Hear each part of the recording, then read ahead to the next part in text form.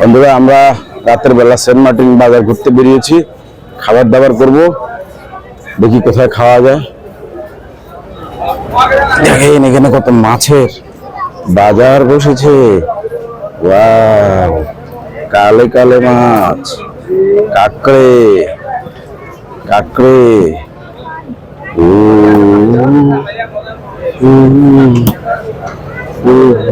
Yes yes brother. না ভাই, আপনি কি পিস নিবেন না কি নিবেন?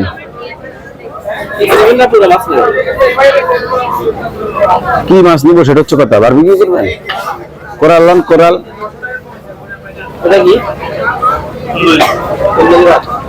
সুন্দরী।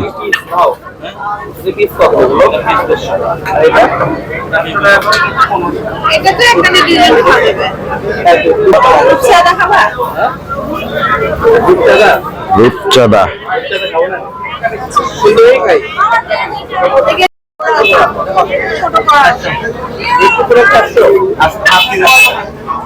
আপনি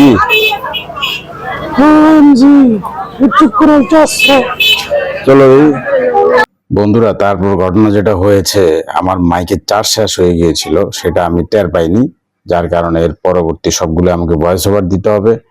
এখন আমরা কিভাবে রাতের খাবারটা খেলাম সেটা দেখেন। এখান থেকে মাছ নিয়েছি, মাছ নিয়ে তারপর সেখানে বসে, হোটেলের ভিতরে বসে আমরা রাতের খাবারটা খেয়ে নিলাম। এখানকার যে মাছের ফ্রাইটা, এটা দারুণ ভালো হয়েছে, টেস্টি হয়েছে। রানা ভাই একদম কাটাগুলো খেয়ে ফেলছিল, খুব মচমচা ছিল এবং টেস্টি ভালো ছিল। সুন্দরী মাছ নিয়েছিলাম আমরা, তো এটা ফ্রাইটা ভালোই ছিল। আর বাচ্চাদের জন্য কিছু চিকেন আইটেম নিয়েছি, তো তারা সেটা দিয়ে খেয়েছে। ওই খাবারের মান ওভারঅল ভালো। এখানে পুরা এই রেস্টুরেন্টটা পুরা হাউসফুল ছিল ওই সন্ধ্যার টাইমটায়, কারণ এখানে সব বেশিরভাগই পর্যটক মানুষ। সো এই টাইমটা এখানে সবাই খেতে আসে এবং এটা মোটামুটি পরিবেশটাও ভালো, যার কারণে সবাই এখানেই আসে। শাহিন রেস্তোরাঁ এটার নাম। এটা আপনারা যখন সেন্ট মার্টিন যাবেন, জেটি ঘাট থেকে কিছু দূর যাওয়ার পরে বাজারে গেলে এটাই দেখবেন সবচেয়ে বড় ঝলমলে, আলোক ঝলমলে রেস্টুরেন্ট এটা। আমার বিবি খাচ্ছে, বাচ্চাকে খাওয়াবে, তো সেই জন্য নিজে প্রস্তুতি নিচ্ছে। তো খাবার দাবার শেষ করে আমরা আবার বাহির হই। বাহির হয়ে মাছ বাজারটা ঘুরে দেখি। এখানে যে মাছগুলো দেখতেছি, মানে এগুলো তো আগে কখনো দেখিনি, সত্যি কথা যেটা, এরকম এত বাহারির মাছ আগে কখনো দেখিনি। নামও তো জানি না এগুলো। অনেক দামাদামি জিজ্ঞেস করছিলাম, কথাবার্তাও বলছিলাম, বাট যেহেতু আমার অডিও রেকর্ড হয়নি, সো আমাকে এখন এগুলো আসলে মনে নাই, অনেকদিন পর ভয়েস দিচ্ছি। তো আমরা মাছ বাজার দেখে তারপর কিছুক্ষণ পরে জেটি ঘাটের দিকে যাচ্ছিলাম। জেটি ঘাটের দিকে ওখানে আসলে দেখার কিছু নেই, রাতের বেলা কোনো লাইটও নেই, অন্ধকার। তো বাজার পার হয়ে আমরা যেখান থেকে মূলত মানুষ আসে, মানে শিপটা যেখানে দাঁড় করানো থাকে ওইদিকে যাচ্ছিলাম। অনেক দূর গেছি, তারপর দূরে ট্রলার বাহী যে মাছ ধরার ট্রলার গুলো থাকে, সেগুলো লাইট দেখতেছিলাম কিছুক্ষণ। সেখানে কিছুটা সময় থেকে তারপর আবার বাজারে আসি। বাজারে এসে ভালো একটা সুন্দর পরিবেশ, শীতকালীন যেরকম পরিবেশ হয় আর কি, জমজমাট বাজার যেটা বলে, তো সুন্দর পরিবেশ ছিল। এটা আসলে স্মরণীয় একটা সময় ছিল। আমাদের প্রথম রাত্রি ছিল সেন্ট মার্টিনের এটা। আমরা আমাদের হোটেলে না খেয়ে আমরা বাজারে এসে নিজেরা পছন্দ করে তারপর আমরা হোটেলে খেয়েছি। তারপর একটা অটো নিয়ে আমরা আমাদের হোটেলের উদ্দেশ্যে রওনা দিই এবং আমি অটোর পিছনের সাইডটা আমি বসছি, ফ্যামিলি আছে সাথে, আমার কলিগ, ওনার ফ্যামিলিও আছে সাথে, উনি সামনে বসছিল। কিছুক্ষণ পরে আমরা চলে আসি। অল্প কিছুটা সময় লাগছে বাজার থেকে আসতে। আমাদের ইকো ডিভাইন বিচ রিসোর্টের সামনে চলে আসি। এখানে তো প্রচন্ড বাতাস, এখানে আসলে দাঁড়ানো, মানে বাইরে দাঁড়ানো মুশকিল, এত বাতাস। এবং ঠান্ডাটা ভালোই ছিল রাতের বেলা, দিনের বেলা টের পাওয়া যায় না, রাতে ভালোই ঠান্ডাটা ছিল। তো এখানে বাইরে আমরা অনেকটা সময় থাকি।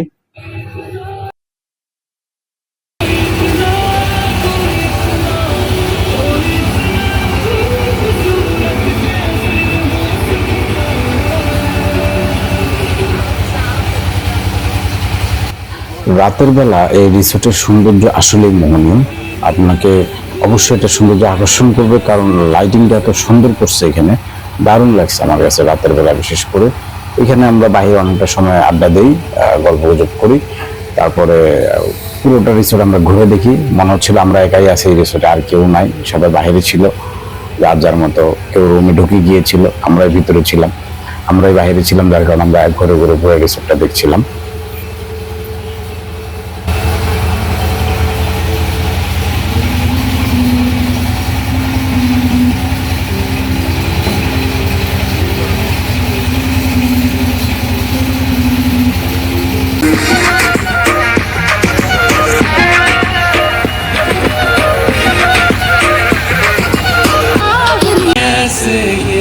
बताते जाओ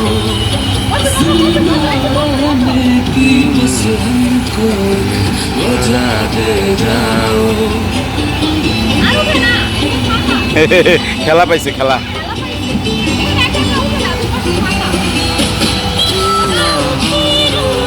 ভাবি রুম কেমন লাগছে?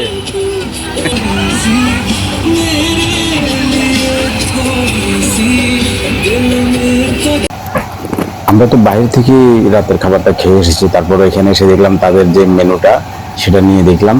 তাদের দাম মোটামুটি ভালোই আছে, কম না। তো তাদের মেনুটা দেখালাম।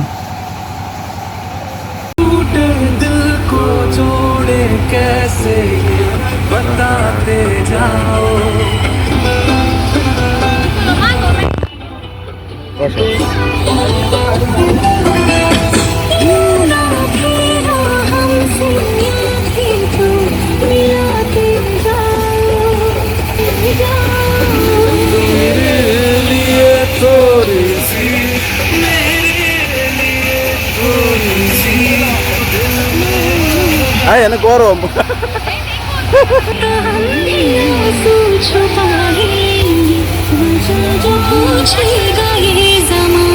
চলতেছেন।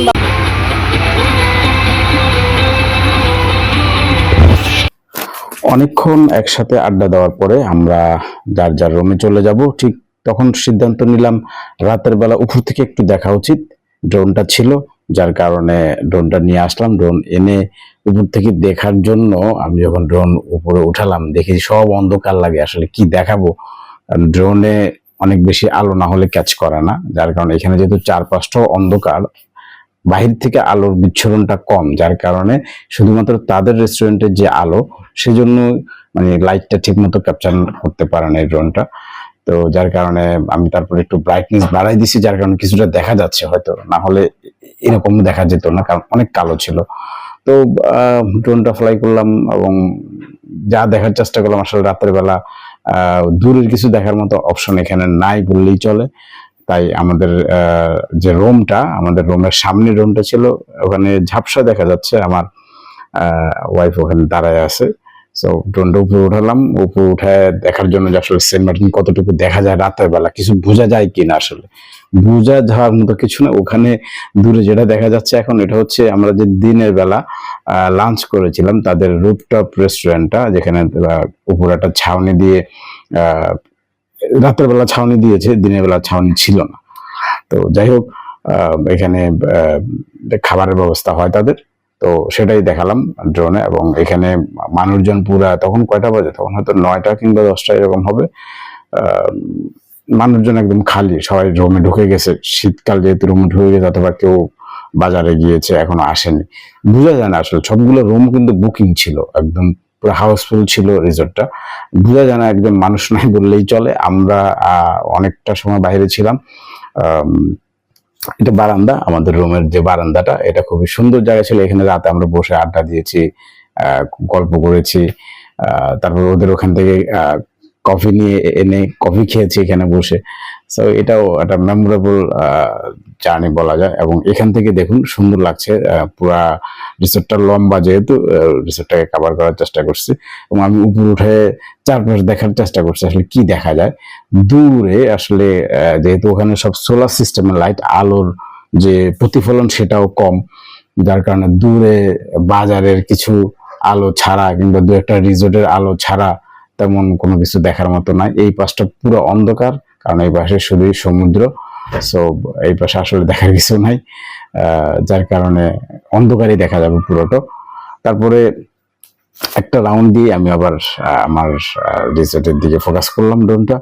এবং এখানে দেখুন যে উপরের যে ছাউনিটা দিয়েছে, কি বাতাস সেখানে দেখা যাচ্ছে। এখানে আসলে এত পরিমাণ বাতাস ছিল, ড্রোন কাঁপাকাঁপি করতেছিল, যার কারণে আমি দিনের বেলা ওঠানোর সাহস পাইনি।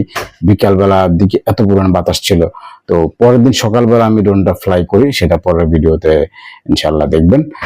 তবে রাতের বেলা এই ভিউটা কেমন লাগলো আপনাদের, এই রিসোর্টটা কেমন লাগলো, এটা এখন আছে কিনা জানি না, তবে আমরা যখন গিয়েছিলাম তখন খুব দারুণ এবং ডেকোরেটিভ একটা রিসোর্ট ছিল এটা।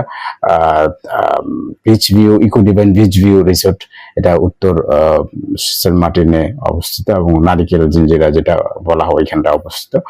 মানুষজন নিচে বসে আড্ডা দিচ্ছিল, তারা এখানে তাদের কারেন্ট চলে গেলে তাদের নিজস্ব জেনারেটর দিয়ে ব্যাকআপ দেওয়ার অপশন ছিল এটাখানে। তো আমরা গান শুনছিলাম, অনেকক্ষণ দেখলাম গান শুনছি। এখন এই গানগুলো আছে কিনা আমি জানি না, এগুলা হয়তো কপিরাইট ক্লেম হলে আমাকে কেটে দিতে হবে, বাট খুব সুন্দর সুন্দর কিছু গান শুনছিলাম আমরা ওখানে। তো এটা আসলে অন্যরকম একটা অনুভূতি। একটা দোলনা ছিল, দোলনায় বসেছিলাম আমরা দোলনা বসে ছবি তুলেছি, অনেকক্ষণ দোলনা খেয়েছি। এই সিঁড়িটা আমার খুব পছন্দ, যে উঠার যে সিঁড়িটা, এটা আমার খুব পছন্দ ছিল। তো ওভারঅল যে বারান্দা দেখছেন, কাকে দেখা যাচ্ছে, আমার ওয়াইফ বারান্দায় আছে, সে ভিডিও করতেছিল মোবাইল দিয়ে। সো এই হচ্ছে আমার সেন্ট মার্টিনের প্রথম রাত্রি যাপনের অভিজ্ঞতা, এবং এটা হচ্ছে তাদের রিসেপশন। এখান থেকে তারা সবকিছু অপারেট করে। তো এই হচ্ছে সেন্ট মার্টিনের প্রথম রাত্রি। দেখা হচ্ছে পরবর্তী ভিডিওতে, মানে পরের দিন সকালে। তো সে পর্যন্ত সবাই ভালো থাকেন, চ্যানেলের সাথে থাকেন। ধন্যবাদ।